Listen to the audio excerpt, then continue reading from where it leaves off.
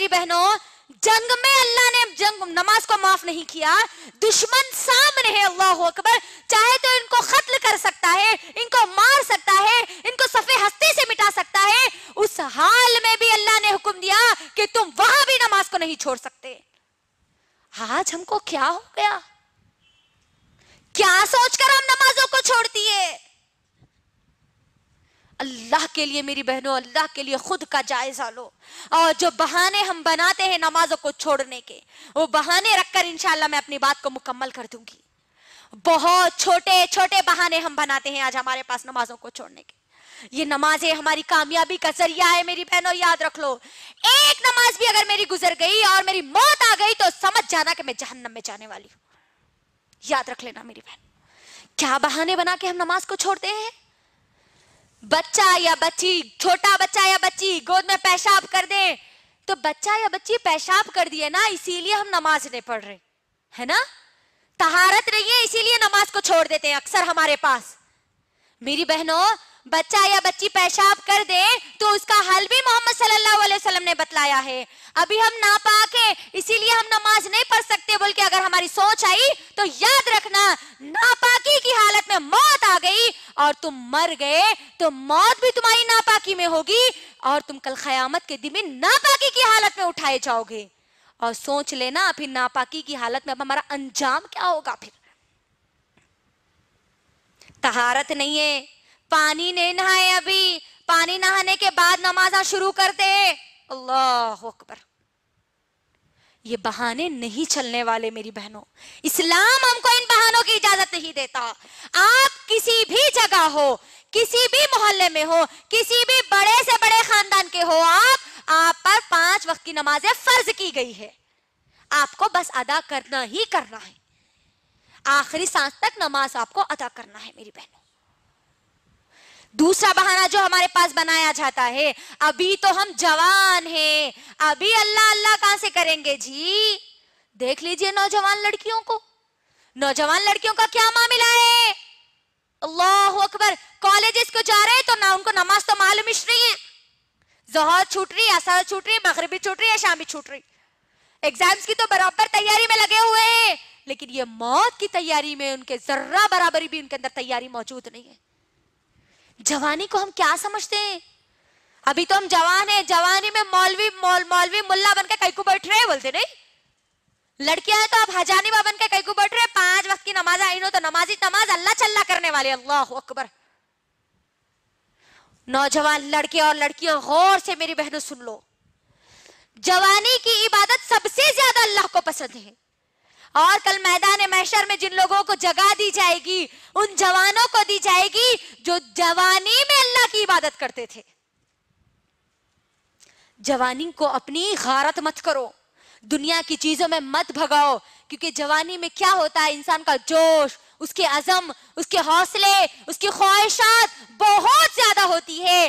اس busy ماحول میں، اس مصروف زندگی میں مجھے اور آپ کو اللہ کے سامنے جھکنے کا وقت نکالنا ہے۔ جوانی کا بہانہ بنا کر ہم نمازوں کو نہیں چھوڑ سکتے، یاد رکھنا۔ ایک اگر بیٹی نماز کو چھوڑتی ہے، ماں اس گھر میں موجود ہے تو وہ ماں سے بھی حساب اللہ سبحانہ وتعالی لیں گے، کیونکہ وہ بچی کی ذمہ داری وہ ماں کو دی گئی تھی۔ ماں اگر اٹھیں گی، پڑھیں گی تو بچی بھی پوری اپنی زندگی میں نمازوں کو ادا کرے گی۔ تو جوانی کا بہانہ ہم نہیں بنا سکتے نمازوں کو چھوڑنے کے لیے۔ تیسرا بہانہ جو بنایا جاتا ہے، ہم گناہ نہیں کرتے نا اس لیے ہم نمازاں نہیں پڑھتے۔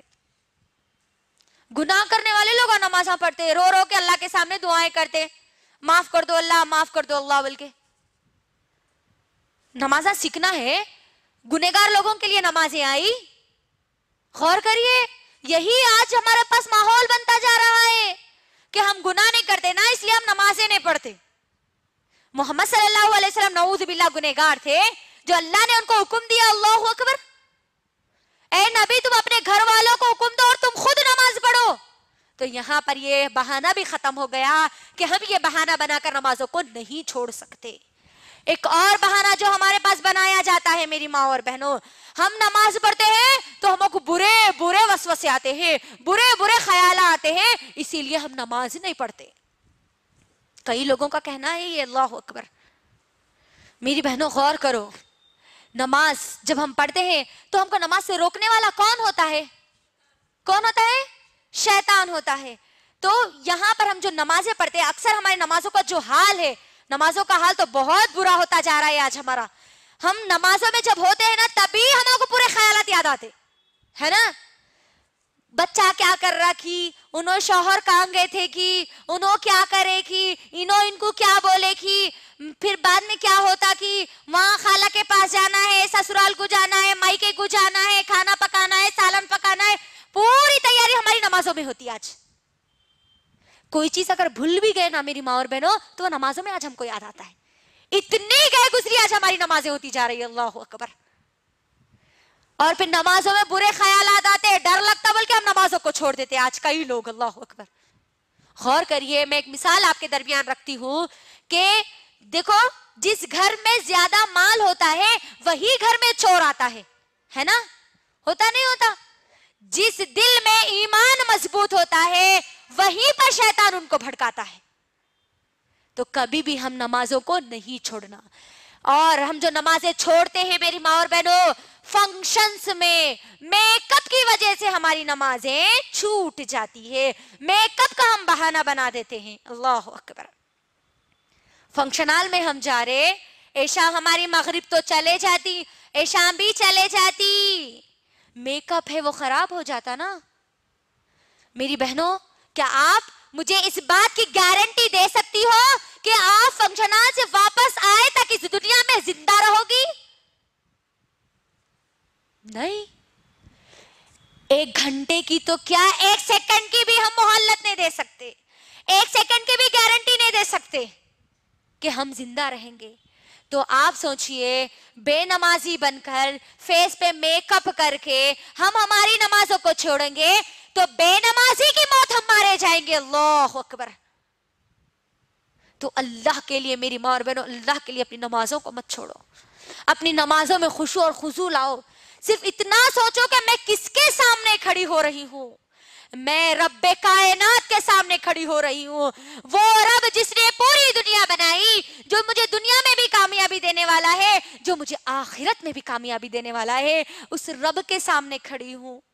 जरा कभी तो गौर करना, बड़ों के सामने हम किस तरीके से अदब और लिहाज के साथ खड़े होते हैं, और हमारी नमाजें टिकटॉक पे यूं गुजर जाती है हमारी नमाज। वैसी छोरा ना,